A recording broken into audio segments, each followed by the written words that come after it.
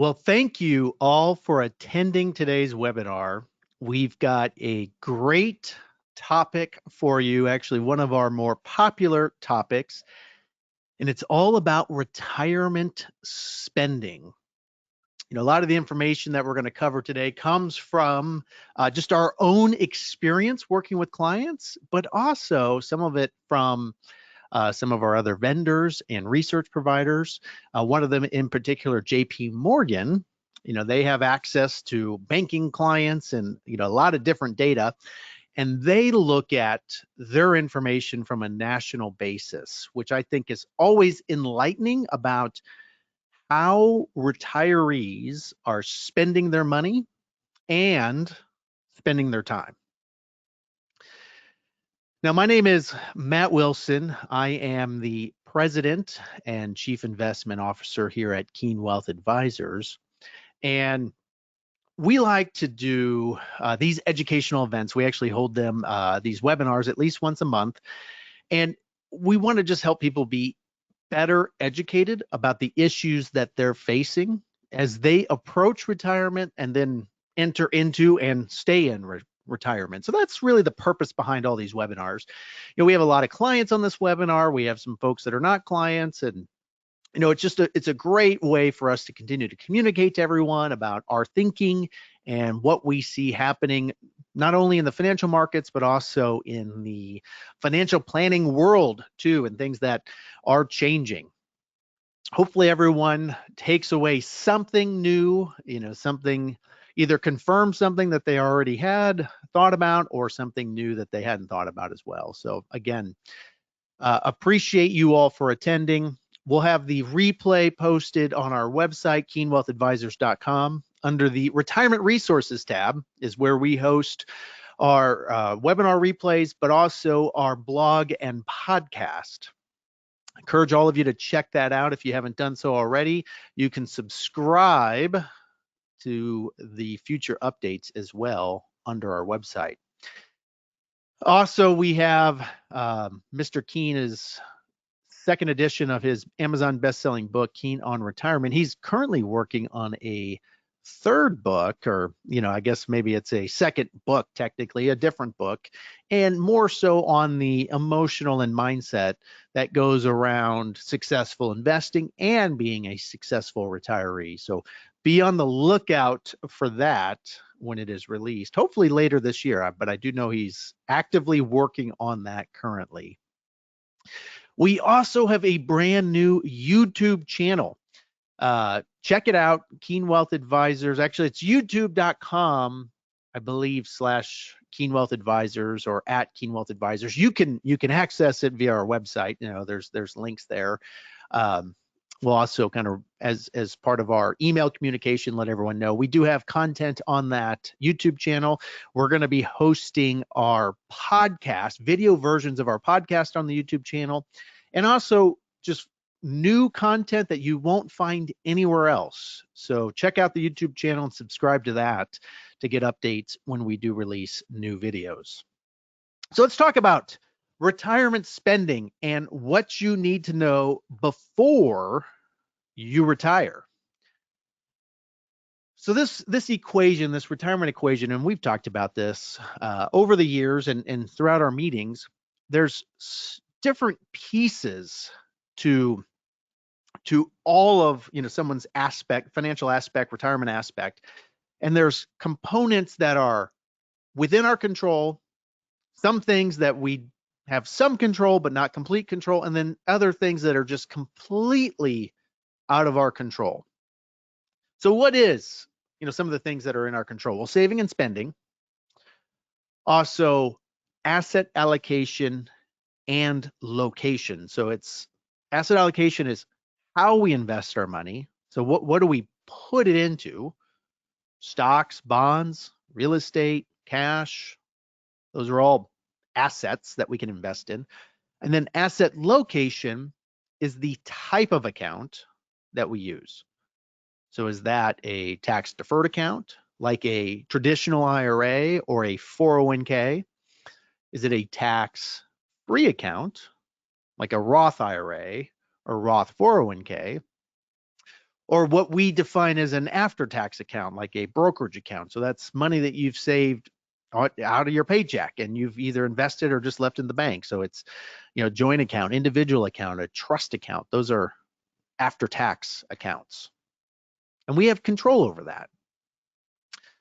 Some things that are within our control, but we don't have complete control, is employment, earnings, and duration. So it's like, well, okay, yeah, what fields do we go into? That does impact our earnings. How long we work. I mean, we do have a choice to retire early in some cases or continue to work. I mean, there's components that could take that out of our control, and it could be just the field that we're in. Maybe we can't continue in that field, but we can go into a new field. And longevity. I mean, there's a lot of genetic things that are just predetermined when it comes to longevity, but do we diet? Do we exercise? Are we a smoker, non-smoker? Some of those things that are within our control.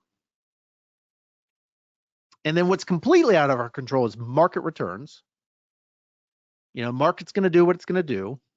Now, whether we choose to invest in certain things is our choice, but the performance of those investments is out of our control. And then also, government policy. So whether it's regarding taxation, savings vehicles, types of savings accounts, the benefits that even our employer offers us, those can change from year to year. What we want to focus on are the things that we can control. It doesn't mean the other ones aren't important. They're definitely important, but if we have more control over something and that's going to impact our financial plan, well, let's see what we can do to better ourselves by focusing on the things that we can control.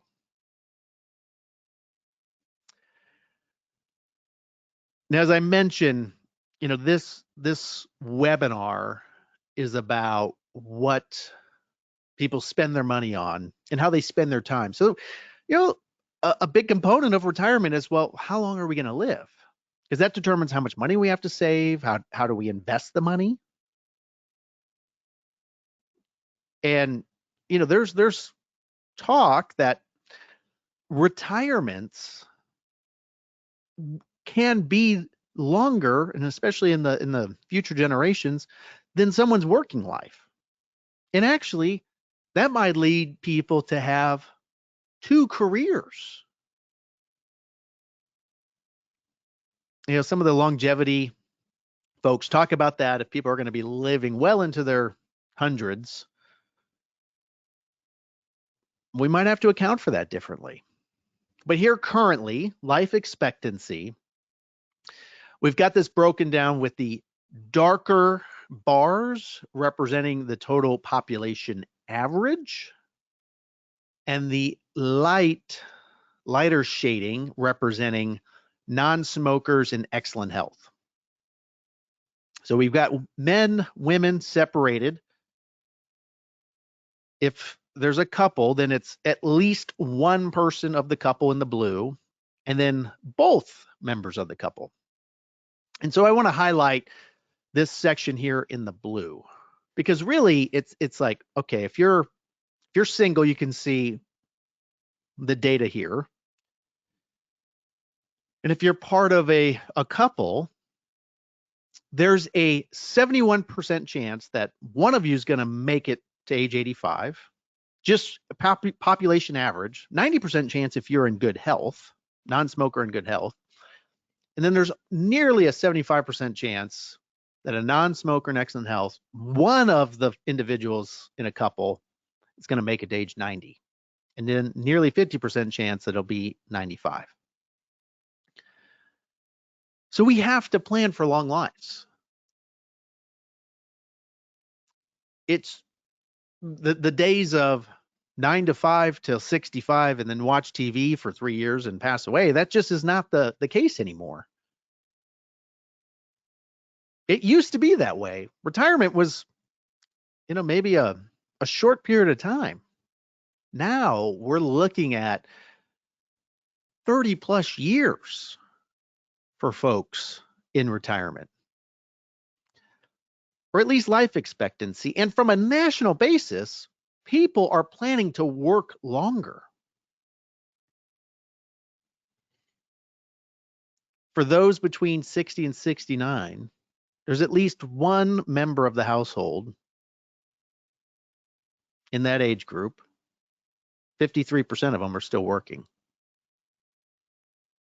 So folks are working longer. And why? Well, here are the reasons. These ones in purple are, I would say, more enjoyable. They're highlighted because they want to work. Enjoy working is 38%. That's, survey. 52% because they want to stay active and involved. They feel that by working, they do that. Others had a new job opportunity. And then, people work just to do something different even. These gray, more than needs. So I want to spend more money in retirement. That's buy extras. 27% of respondents said that's why they're continuing to work. 17% said they need to work to make ends meet. 9% to keep insurance or benefits. That number seems low to me. When I look at our client base, there's probably more than 9% that are continuing to work. I would say it's definitely past age 60 because they want to keep insurance or benefits. That's a key component. At age 65, you're eligible for Medicare, and insurance then is, through Medicare at that point. Prior to age 65, you're on your own. You can continue COBRA for 18 months, and a lot of employers, especially here in the Kansas City area, are allowing what they call extended COBRA. So they allow the worker and their spouse to maintain the company plan at 100% of the cost. So, they have to pay for it, but they can stay on the plan and don't have to go to the exchanges. There's a lot of planning that can go into health insurance pre-Medicare and ways that we can maximize subsidies. So I encourage all of you, if you are thinking about retirement prior to age 65, to talk to us about our healthcare subsidy planning and what we can do to minimize your healthcare costs, maximize your subsidies. When do people expect to retire and when do they actually retire?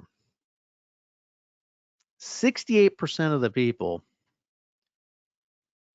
plan to work until age 65.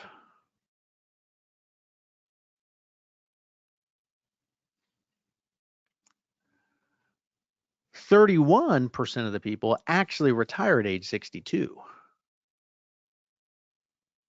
So that is an interesting kind of dynamic because, what we're looking at is, there's a lot of people that plan to work longer.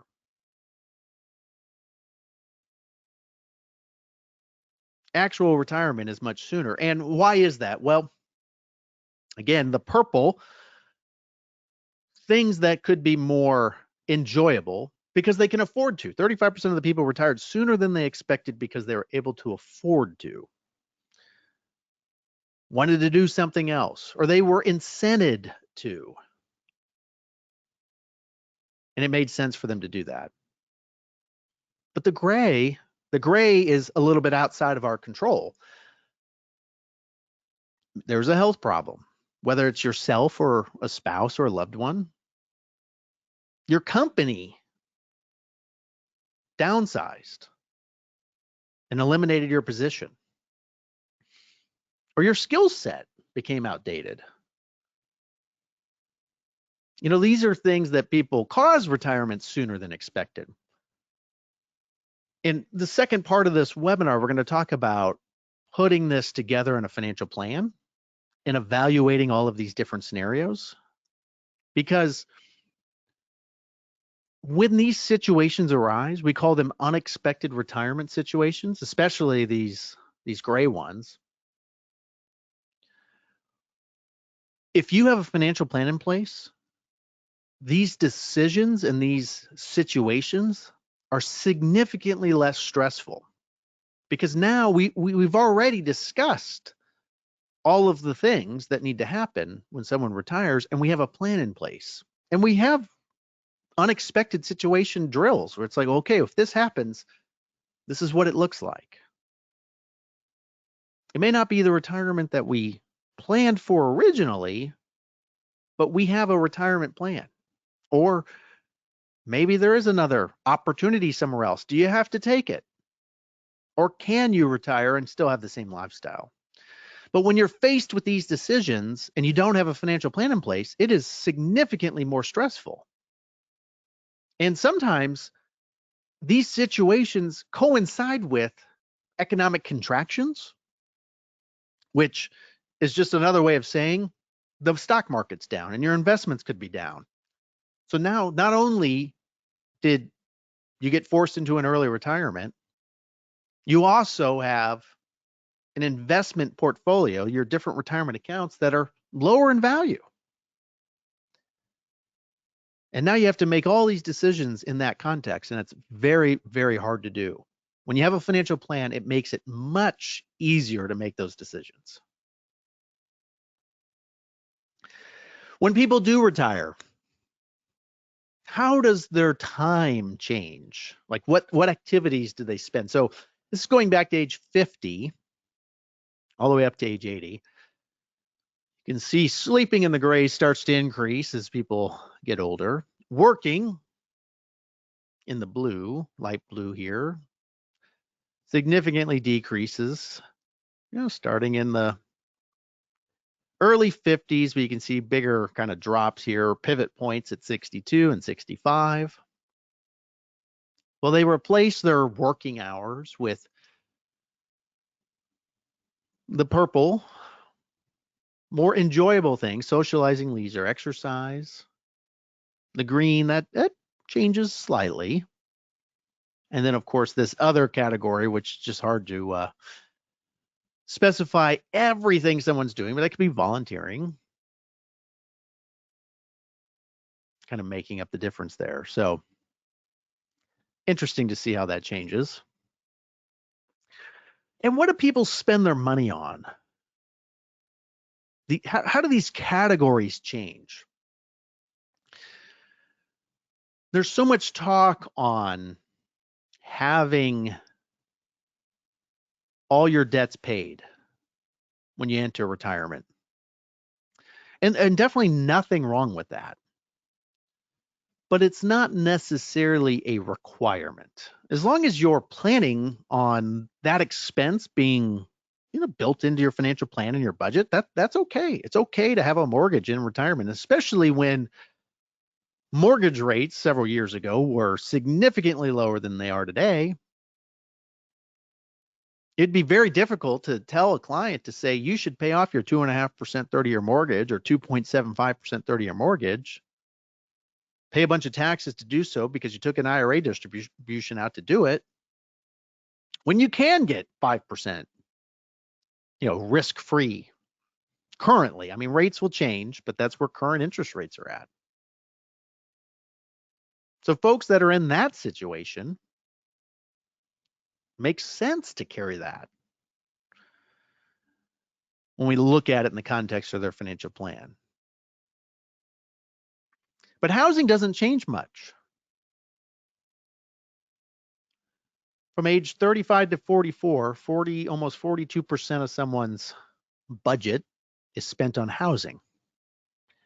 Age 75 plus, well, it's just over 40% is spent on housing. Now, there's some category shifts there. I mean, maybe when you're younger, you have a mortgage, more than likely, expenses related to your house. 75 plus, you could have a retirement community or a long-term care facility, and I would consider some of that housing. So your budget just almost shifts a little bit. No healthcare. No, there's a component to that last example that is healthcare. Much more spent on healthcare and retirement. Food and beverage, about the same, a little less as you enter and go through retirement. Same with transportation. And then a good increase in gifts and charity as you get older. And then how do these items inflate? Because when we think about a 30 plus year retirement and we put our plan together and look at how much we need to spend on an annual basis, well, we also have to factor in that things are going to cost more in the future. That's inflation. And that's just to maintain your standard of living. That's the idea behind it. So it's not that you're spending more because you're affording more things. It's just to maintain it, to do the same.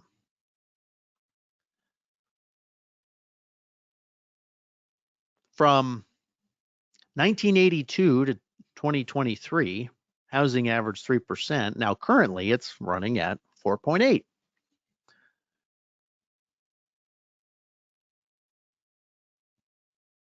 Healthcare, 4.5% average inflation a year. Last year, 0.4%. Interesting. Food and beverage, very similar. Transportation, very similar. And then overall inflation. So I want to point this out. So look at 82 to 2023. So we're talking 40 plus years here. Almost 3% inflation on average. 2023 was 3.3. Yes, 2022 was higher. 2021 was lower, but it averages out over time. So this high inflationary environment that we're in is slightly above this 40-year average. But it does hit us, right in, we see it. It's just so noticeable, whether it's food or energy. I mean, even vehicle prices. And things don't go down. That would be deflation when prices dropped. That's not necessarily an economic environment that's good for an economy. So the government, really, in the Federal Reserve, does everything it can to avoid deflation. And the reason is because the incentive for consumers in a deflationary environment is to put off making purchases. Because in the future, it's going to cost me less. And that is a cycle that is not good to get into. Now, on the flip side, we also want to avoid hyperinflationary environments, so significant increases in prices. I mean, similar to what we saw in 2021, 2022. Prices were increasing fairly rapidly. And we saw that in housing. Now, housing asset values increased a lot. So owners of homes have done well. Even if you had a mortgage against it, I mean, your equities most likely increased. Owners of assets have performed well.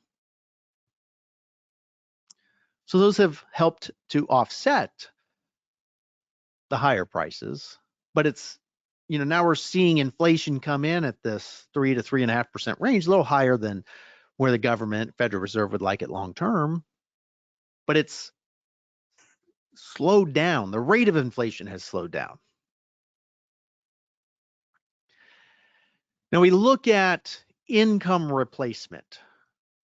So when we first sit down with folks and kind of start to map out this retirement plan for them, one of the first things is like, okay, how much money do we need to spend? That's a key component to determining how much money that we need to have saved. If we plan to live on Social Security and that's it, we may not have to have any money saved. Not saying that's prudent, but if you could just live on Social Security, it didn't have to worry about having much in savings, then that does work. Nothing wrong with that either. The lower, so what this looks at is your pre-retirement income and how much you need to have from outside sources outside of Social Security to replace your income in retirement. So that's what this blue, and the higher your pre-retirement income, the more that you will need to have saved up to replace that income in retirement. One for one, if you're trying to replace it completely. And Social Security becomes less and less of a component. It is still a component, becomes less of a component. So you're less dependent upon Social Security.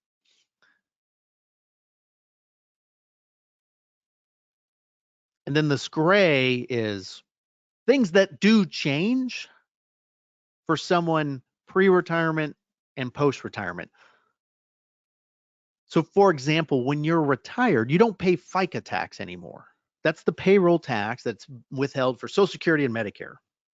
So when you only have Social Security coming in and you have IRA distributions or you have investment income, dividends, interest, capital gains, that's not considered earned income. So there's no FICA tax on those sources of income. So that's less income you need because you're paying less tax in retirement.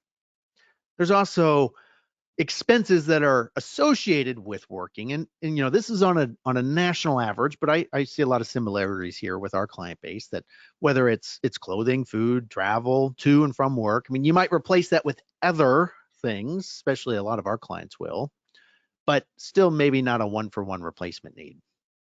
And then if you're saving pre-retirement, well, you don't need to replace that in retirement. Now you're retired, you don't need to save anymore. So those are the things that reduce someone's pre-retirement income needs in retirement. Now, how do people spend their money? And how does that change over their lifetime?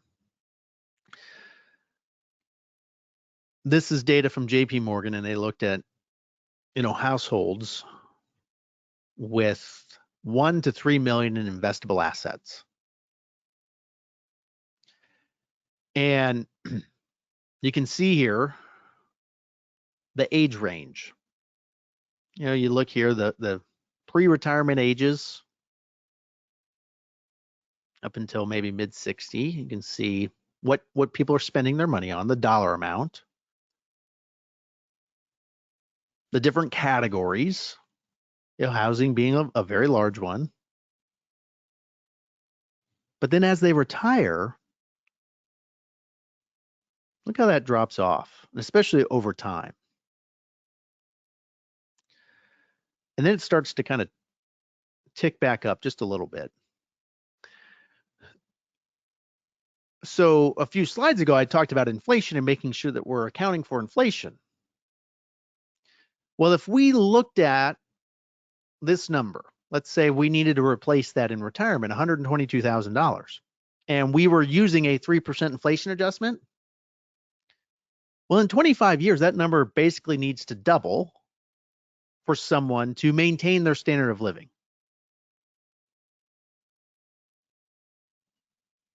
That would be 240,000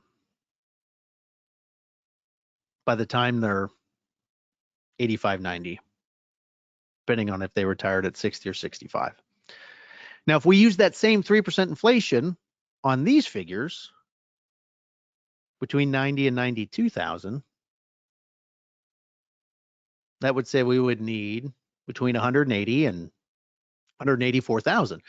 So there's a delta there of about $60,000 that we might be accounting for in our financial plan, saying this is just to maintain our standard of living. The reality is people's spending doesn't just compound like that. There's this U. It slows down in the middle. and then maybe ticks back up towards the end. And we like to run our plans with that conservative estimates in there because we want to account for things and have happy surprises versus, you know, unexpected situations where someone has to go back to work because the inputs were too optimistic. We accounted for too high of investment returns, or spending was just too low, or we didn't account for inflation at all. It's like, well, last several years, people have had to spend more money. There's just no way around it. Healthcare is one of the big components. If we go back to this previous slide, you see that green here at the bottom. See how that grows. It does grow a lot over that period. And Medicare is someone's primary expense related to healthcare in retirement. And what this looks at is original Medicare. So there's kind of two ways to pay for Medicare. Original Medicare, or maybe sometimes referred to as traditional Medicare, and you get a supplemental policy. So everyone pays the Part B premium when you're on Medicare starting at age 65. And that premium this year is about $174 a year. And that generally goes up every year. Didn't go up in 2023, went up in 2024. Everyone pays that. And then that covers 80% of your healthcare expenses. The other 20%, you can pay for that via original Medicare. So you go out and get a supplemental policy to cover the difference. Or you can also utilize what's called Medicare Advantage. And a lot of times those plans are premium free. So there's no charge for you over and above the Medicare Part B premiums. And those are very popular. The difference is you're more confined to or more restricted to a network in Medicare Advantage versus original Medicare. You can go see any doctor in the United States that accepts Medicare. So there's a little bit more flexibility with the cost kind of associated with that.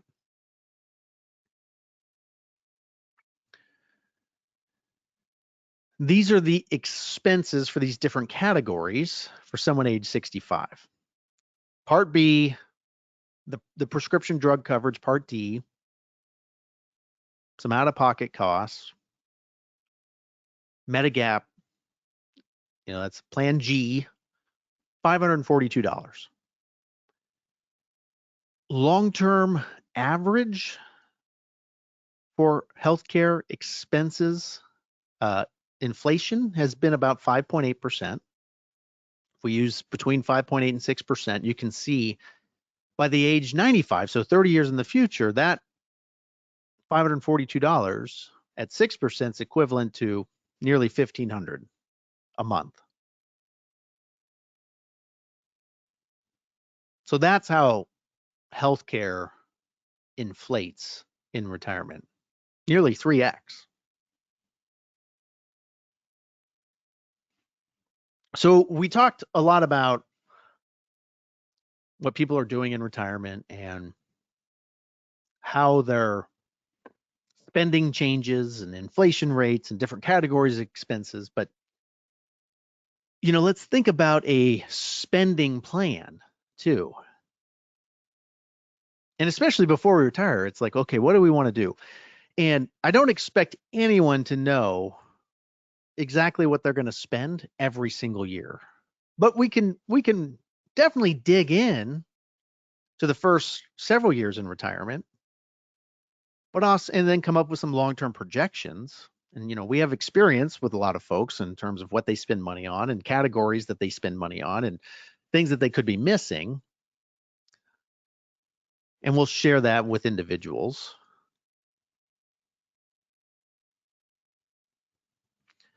But as I mentioned, like one of the first things that we think about is, okay, what are we currently clearing? What our paycheck gets direct deposited into our bank account, whether it's once a month or every 2 weeks or twice a month, however you get paid. what goes into the bank account?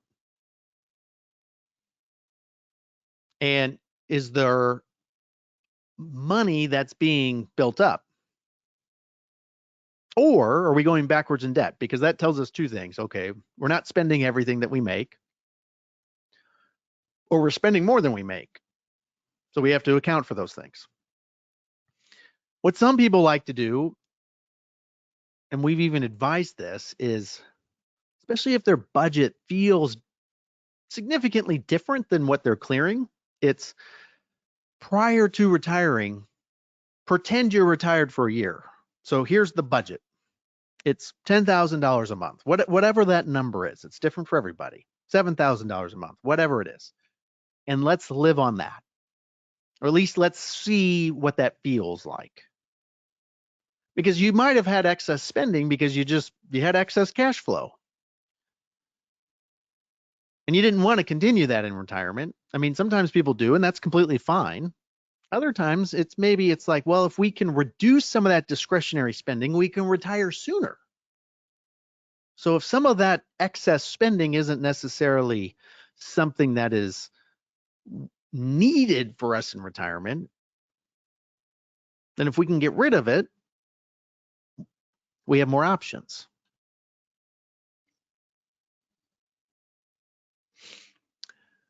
How does spending change in retirement? Well, as I mentioned, there's tax changes, FICA and Medicare.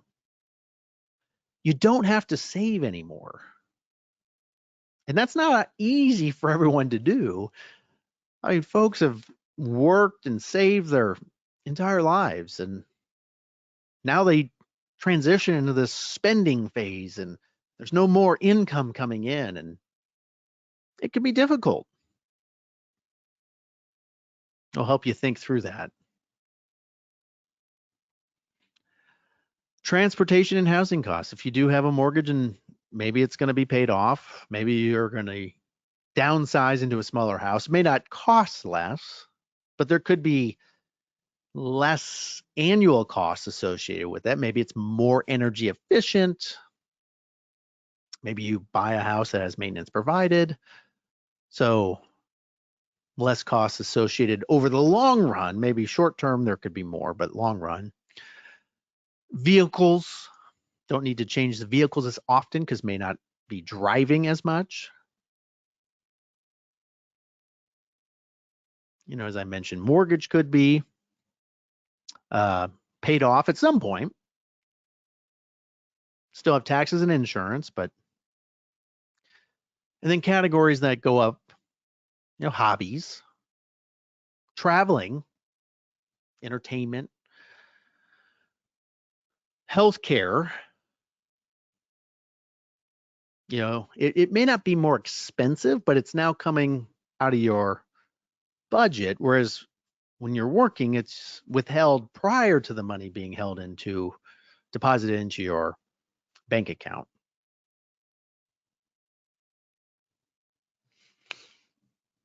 And then these are things that we like to build in margin into the spending plan. Because some of these things, while they may not happen every single year, some of these unexpected scenarios happen. Part of that margin can be built via increased savings or increased spending, whether you're actually spending that amount, but we're just assuming you are. One of the things that we look at, specifically on the healthcare spending side, is every year we are typically assuming that you're spending your deductible every single year. And that may not be the case. You may not be hitting your deductible every single year. So there's maybe some excess margin that's being built in there. Another form of excess margin happens over time was the example I shared earlier around inflation. So if we assume you need to maintain your standard of living from age 65 to age 95, that may not be the exact way you spend your assets over the next 30 years. You know, we're seeing folks age 65 spending more than folks that are age 95. So that delta, that difference, increases margin in the plan. But some of these scenarios that we see from time to time, I mean, illness or disability, which could lead to nursing home or in-home healthcare, and that could be temporary, could be long-term. Death of a spouse definitely changes cash flow if they're receiving Social Security or pension. There's survivor benefits and pensions sometimes that can offset it completely or offset it partially. We do run scenarios with those individuals that do have those pensions and look at, well, if someone passed away early, what impact does that have on the plan? Is there a need for some life insurance? And maybe it's a term policy for a period of time, because if they pass away early in retirement versus later in retirement, there's a significant impact. Social Security, the way that works is, both spouses will receive Social Security whether one of them worked or not. And once one of them passes away, the surviving spouse gets the higher of the two, but there's still a less amount coming in from Social Security. This is on the rise. Folks that are taken advantage of via fraud or some sort of scam. It's not that we're seeing a lot of it among our client base, but the awareness and discussion around fraud and financial fraud continues. And if there's folks out there that can steal money from people, they're going to continue to try. Having basically bad investments. There's a rate of return associated with the financial plan, and that's not a linear rate of return. We assume there's good years, bad years, different orders of those returns, different rates of those returns, and run 1,000 different simulations. So it's not like we're just assuming 5% every single year in an Excel spreadsheet. But there is an expectation of performance. Or having an illiquid investment. Someone has too much in a property, and maybe even specifically like farmland. That's one that we see a lot, that maybe doesn't generate a lot of cash flow, but there's a lot of asset tied there. How does that impact the plan? So if you're subject to a lawsuit, family emergencies, maybe you have a child or a grandchild that needs some financial support, and even long term, whether it's short term or long term, those happen. But there's also other things where it's like, okay, well, we just overspend. There's a lot of one-offs every single year. Usually when we have a financial plan that just has a lot of one-offs on an ongoing basis, it's like, well, that's not necessarily a one-off anymore. It's just we're not able to live within the budget.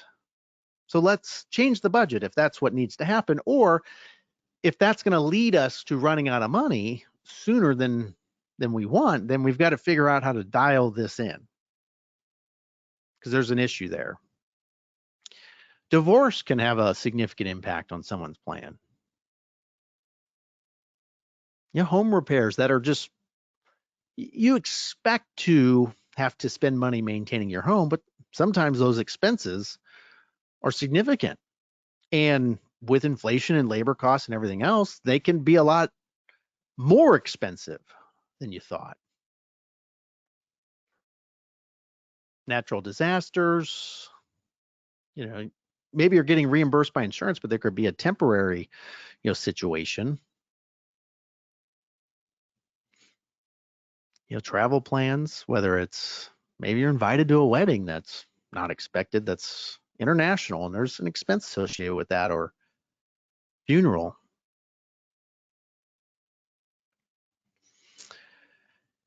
And the reason we kind of talk about this too is we want to look at what these unexpected or large withdrawals can have on our financial plan. And not only that, but the impact that it has on our tax situation. Higher brackets, Medicare surcharges. If you think about, okay, I'm going to pull $100,000 out of my IRA, that's all taxable income. And then, you're left with the after-tax amount. But we also have to pay tax on the tax. So if we want to clear $100,000 at a 25% tax rate, we actually have to pull out $133,000.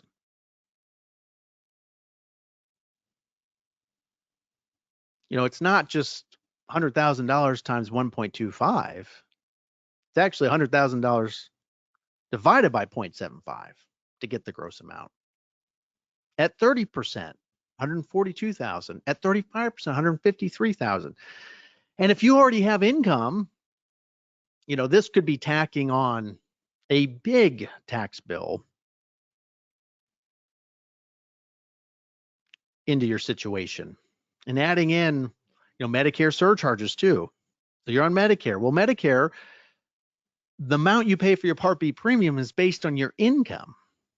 So the higher your income is, the more you pay for your Part B premium. So that's a hidden tax in the system. 4% rule. How much money do I need to have saved up? This is commonly discussed. Well, if we look at how much we're clearing, between $7,000 and $10,000, these are common monthly expenses. We have clients that are less and some that are more. I mean, it's everyone's different. But we're going to gross that amount up, count for the federal and state taxes. We're going to take the total, we're going to subtract Social Security, which for someone 62, the maximum Social Security, so if you maxed it out, would be $2,700. And if you waited till your full retirement age, the amount would be $3,800. And then the rest is going to come from our investments.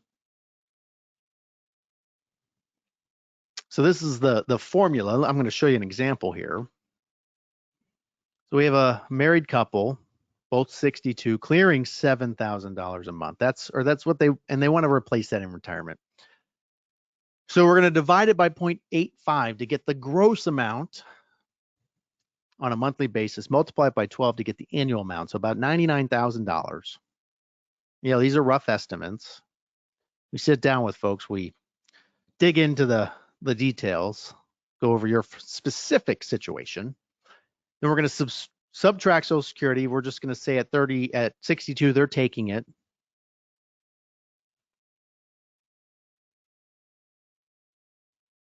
$32,520. And that's for one person. So if we had two people that both maxed it out, that would be 64,000. You subtract that from the 98, you're like, well, we don't need to take that much out of our investments. Now, if you need more money to live on, that's different. But let's just say, the one person's on Social Security. 98,823 minus 32,520 gives us 66,303. That's what we need to pull from our investments on a gross basis. We divide it by 0.04, and that tells us that if we're going to abide by the 4% rule, this is just a very quick back of the napkin, we'd need roughly $1.7 million saved up.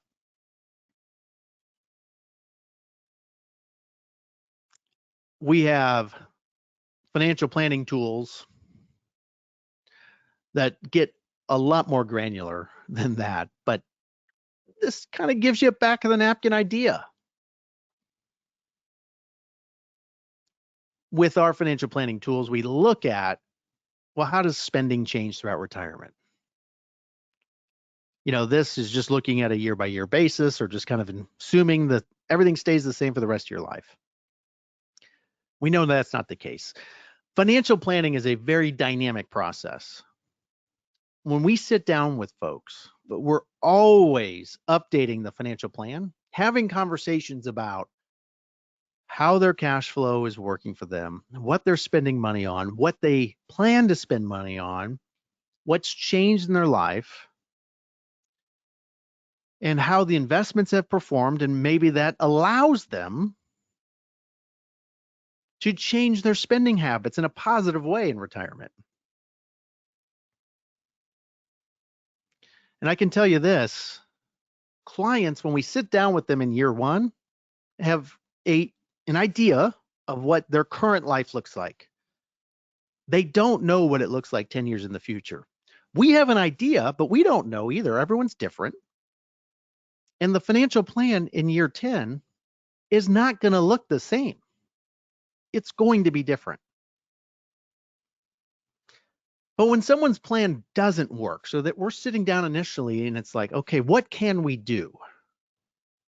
If you're still working, let's look at these different levers. Work longer, save more, maybe not take Social Security age 62, maybe wait to age 70. Spending less. Should we increase the investment risk, which is just a different way of saying, if we attempt to achieve higher returns, will that help our plan? So here's an example. Again, married couple, both age 62. They need $8,000 a month net of taxes, Social Security at age 62. They want to retire as soon as possible. We run our stress test, our model, 1,000 simulations, good markets, bad markets, different rates of return, different orders of return. We come back with our probability of success.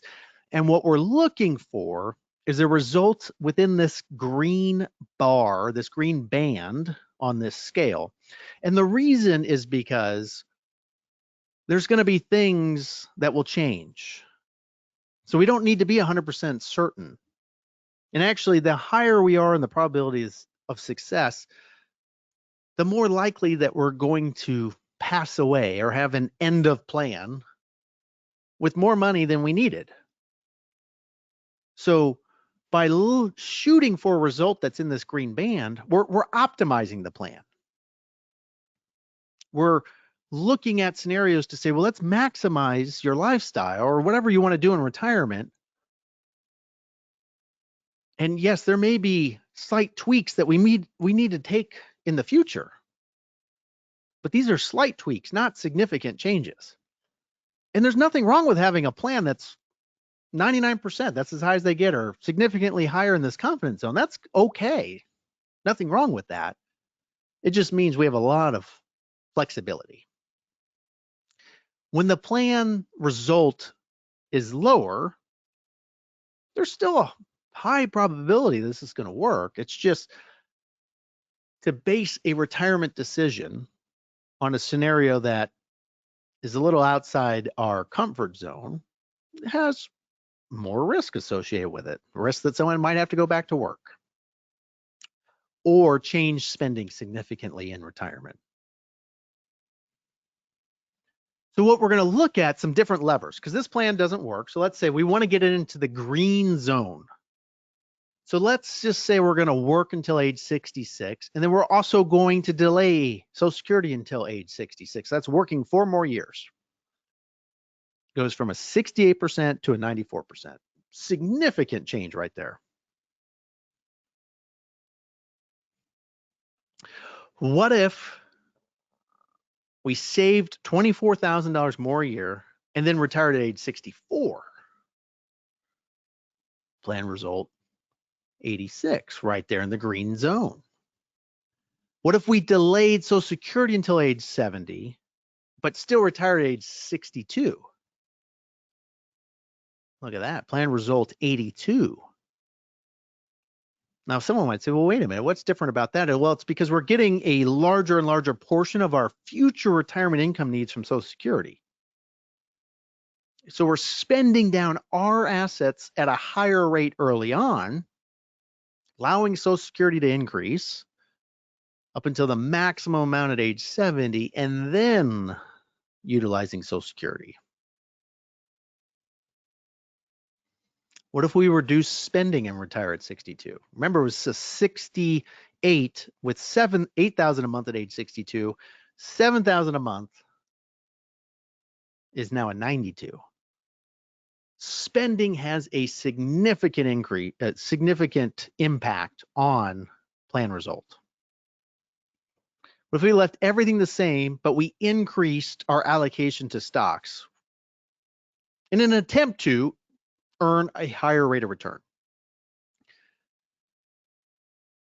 This plan's based on a portfolio that we would consider a moderate portfolio. It's about 50 to 60% in stocks. And that leaves the rest, 40 to 50% in bonds. Increasing more into stocks would potentially increase the long-term rate of return, but it also increases volatility.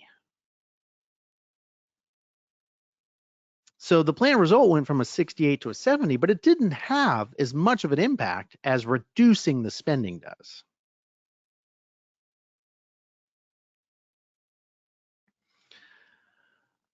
So where do we go from here? Again, there's a lot of clients that are on this webinar today, and we sit down with you on an annual basis and we go through these things. We talk about all of these things every single year. Sometimes things are more important and more in our face, and more decisions need to be made around Social Security and other things because we haven't made that decision yet. Now we need to. We haven't retired yet. Tax planning is something that we do every single year. Should we be converting money to a Roth IRA? When do RMDs start? What about charitable giving? What's the best way to give to charity? How do we minimize our tax liability? What about long-term care? Do we need to buy insurance, or can we self-insure that risk? And then, of course, investments. How do we invest the money? What are the investments doing? What's the allocation? Should we make changes to the investments? For those that aren't clients, we have a team of financial planners here, CFPs. They'll sit down with you and at our expense, go through this stuff for you. We do like to help people get their ducks in a row and just think about these things prior to retirement. Because as I mentioned, in the first part of this webinar, that people's expectation of retirement and actual retirement is different. A lot of people retire sooner than they expected. And if we have a plan in place going into those unexpected retirement scenarios, that can be much less stressful for everyone.